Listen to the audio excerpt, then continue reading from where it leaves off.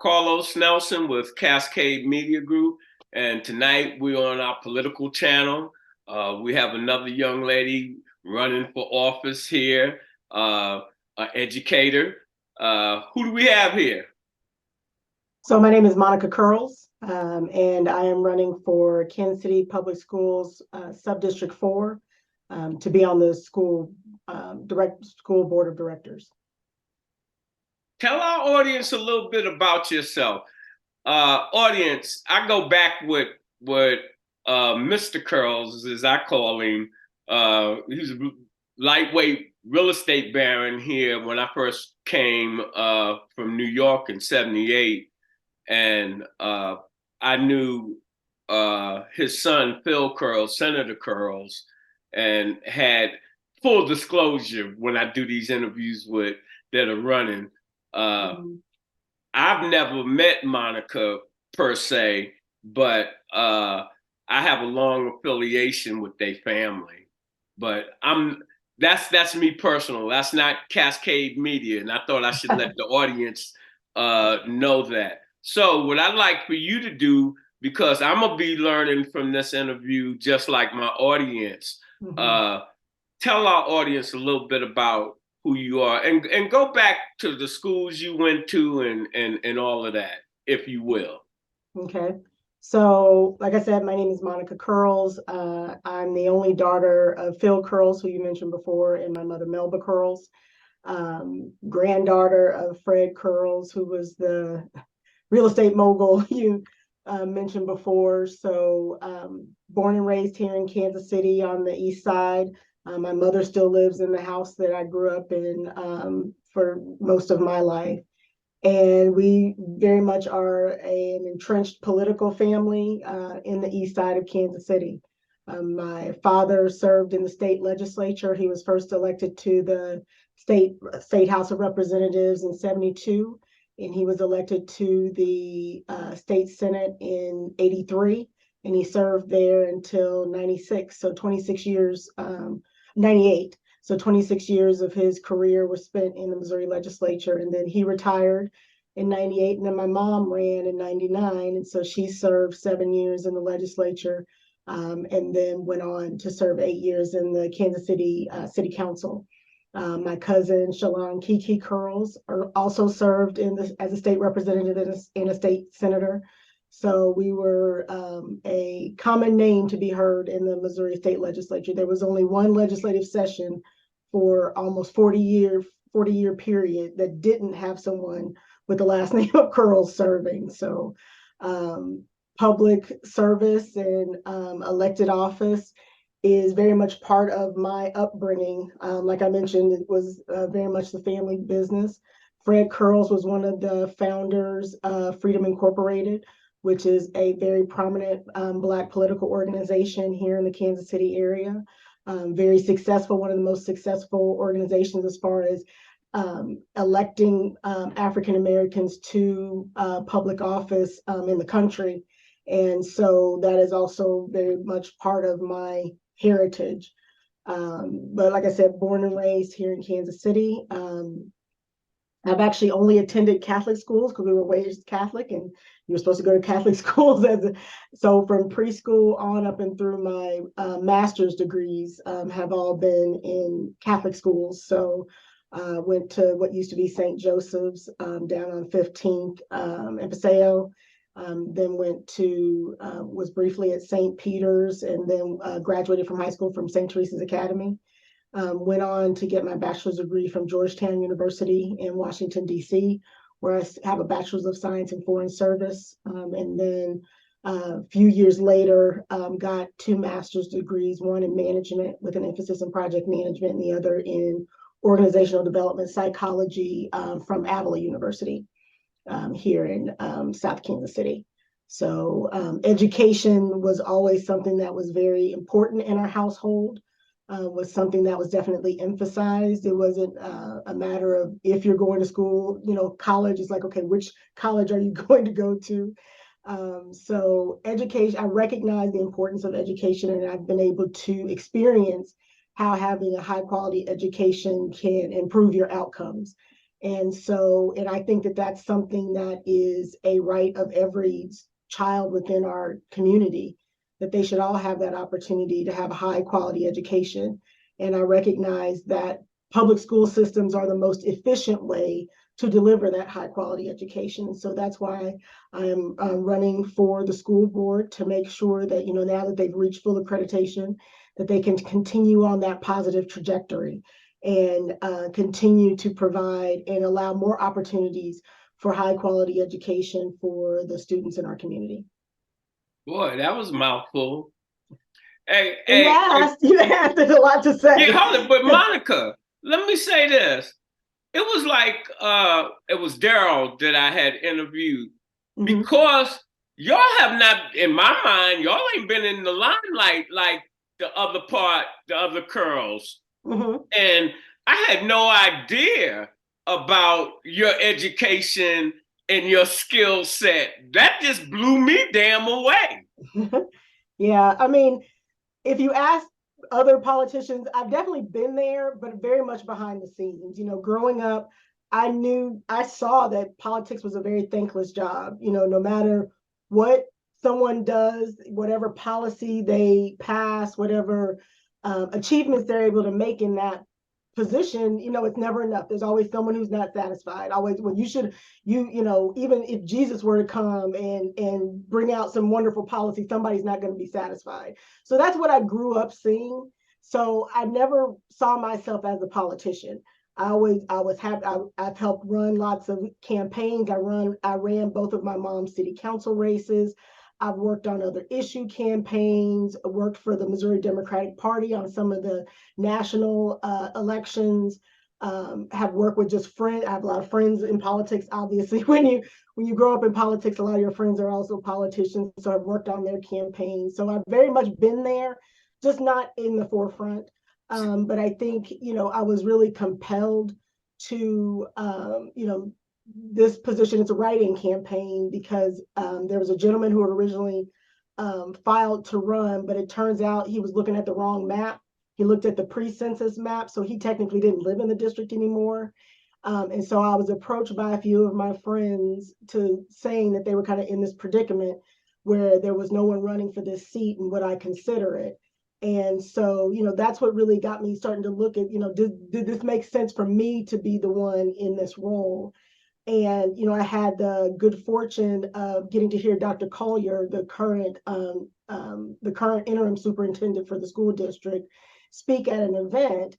And, it was very inspiring hearing her talk about kind of how she had gone into education, because that wasn't originally her path, but she had kind of gotten into education and really started to love it and have a passion for it.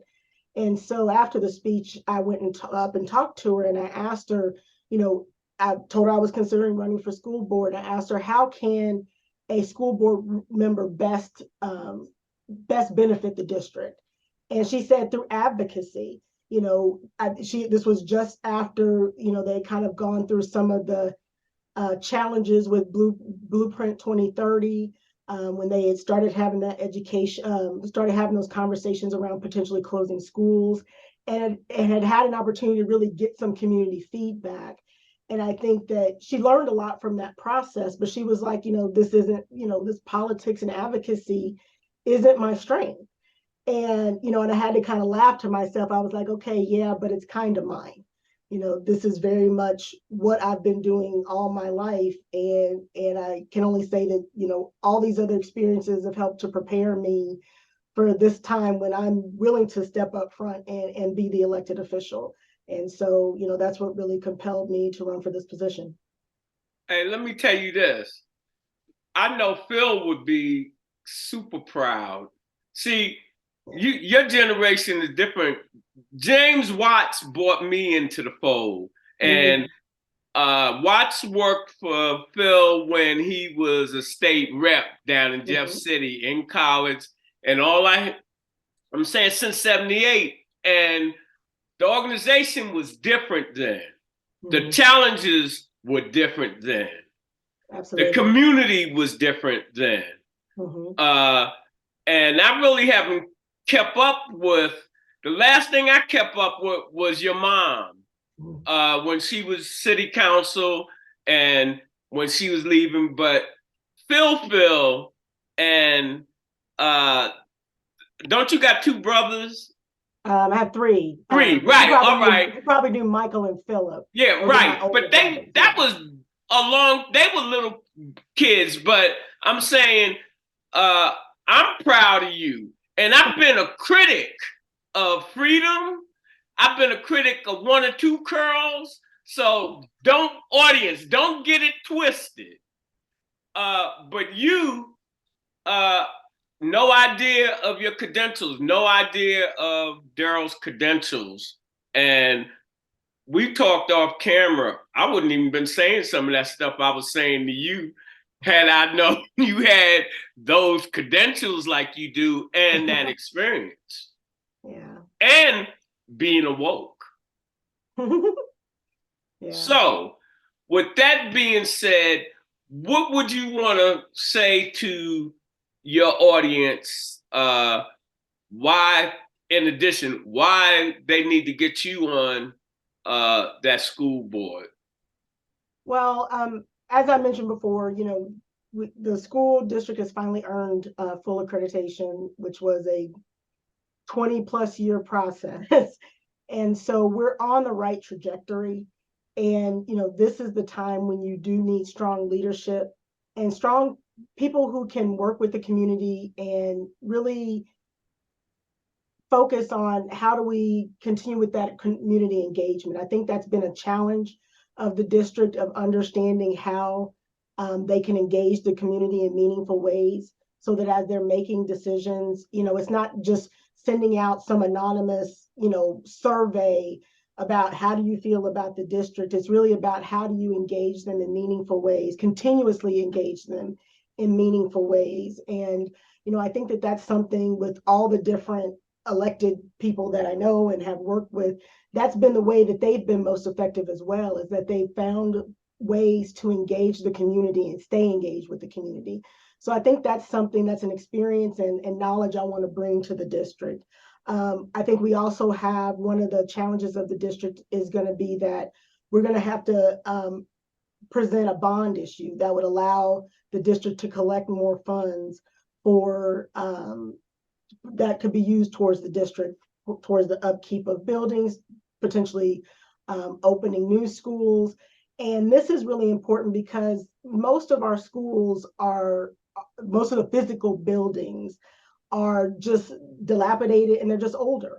And, we can't continue to expect, the cost of upkeep is taking money away from programs and other things that directly impact the students.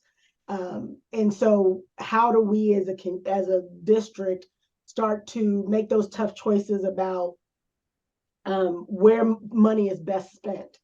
And applying for a bond issue, and that would involve a community vote about that new tax is challenging. But the school district has not, Kansas City Public Schools has not presented a bond issue since 1976. And if you think about, all these high performing school districts around us, talk about Blue Valley, Blue Springs, Lee Summit, all of them have significant money in addition to just having a higher tax base because they have higher home values. They also aren't necessarily dealing with like TIFs that are taking money out of the school district. And like I said, we haven't had a bond issue in almost 40 years, over 40 years. I mean, I was born in 74. So like almost my entire life, we haven't had more money coming to the district that was specifically dedicated towards schools. And we can't expect high performing schools when we as a community aren't willing to invest in to make them high performing schools. And so that's going to be a big challenge of how do you tell that story to the community so that this is something they can get behind. I think once again, my political experience in particular, I think is well suited for being on the board, particularly at this time in its history. And I also I believe in that every child deserves a quality education. And I know, while I did not specifically go to a public school, like I said before, I recognize though public schools are necessary to educate the students in the community. And I would never deny that opportunity. And I want to be part of the solutions that offer that quality education to as many students as possible. I like I like you turned the conversation to that bond issue. Mm-hmm. Because when you mentioned Blue Valley and all of those other different schools, I don't know whether you know, we have a sports channel. Cascade Sports is a whole separate, and I'm out at those schools. They have 3 and 4 gyms where you go to Lincoln or something.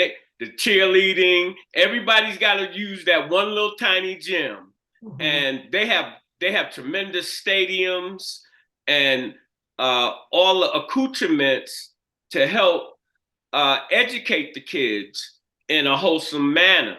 Yeah. And that takes money. But I think from my perspective, what you being progressive in your thinking, that is what we need, whether it's you or any of them other people. We need progressive people thinking not about the meal that's on the table right now, but what is going to be the meal for the next 25 years. Because I think that magnet school stuff was a big fiasco.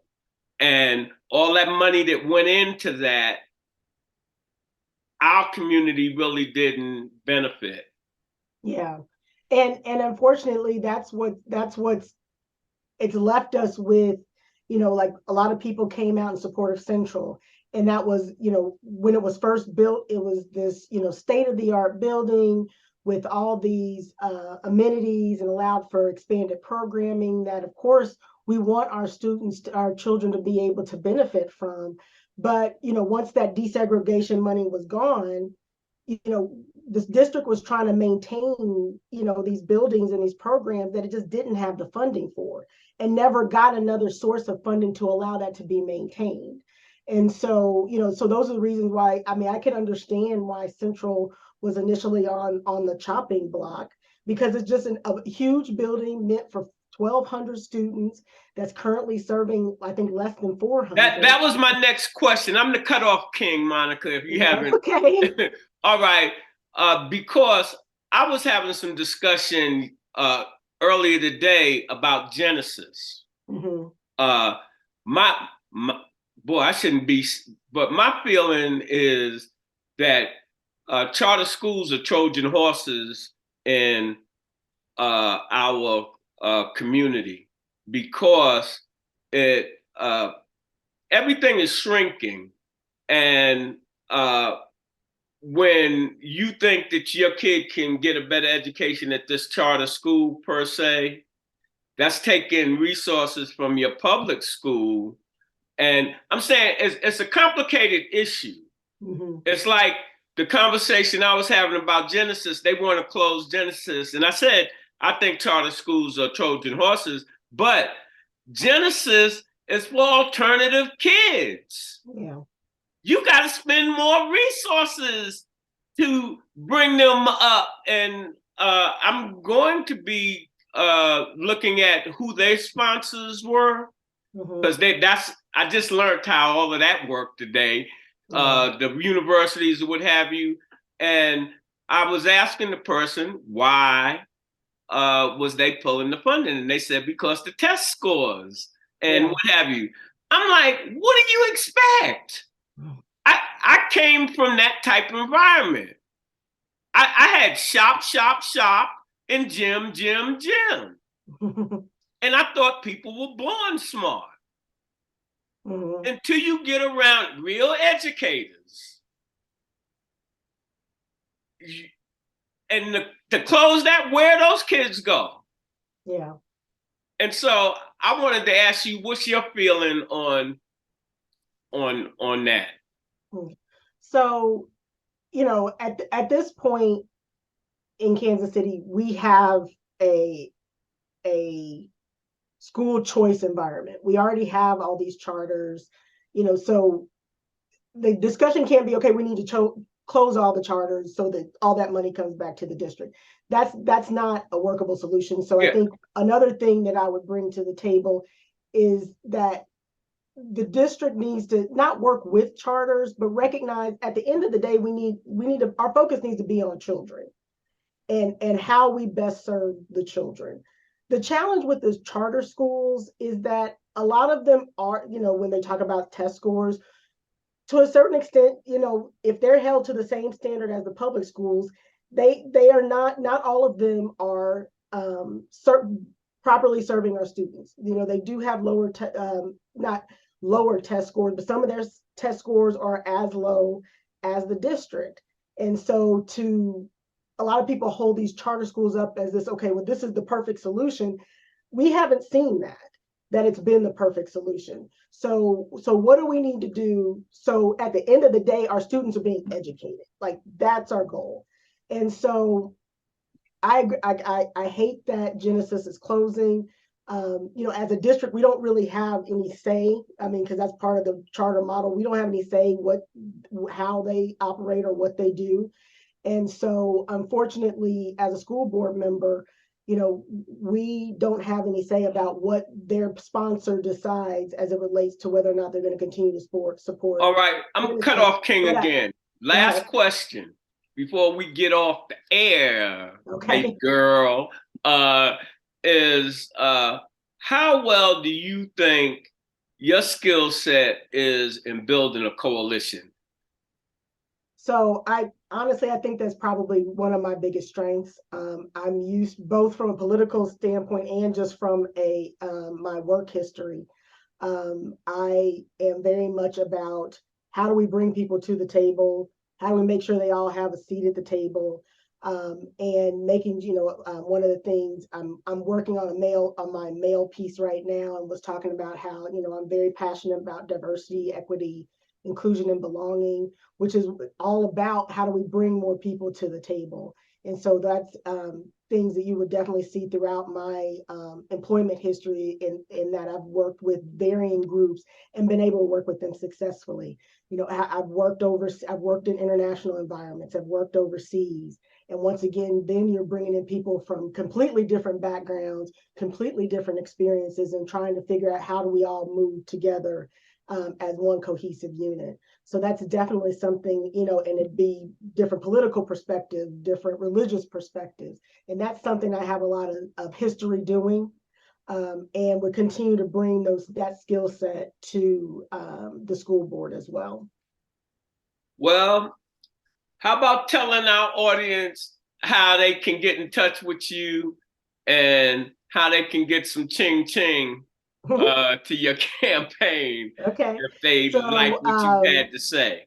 Yeah, so I have a website. It's www.curls4kckids, and so it's the number 4, so CURLS 4kckids.com.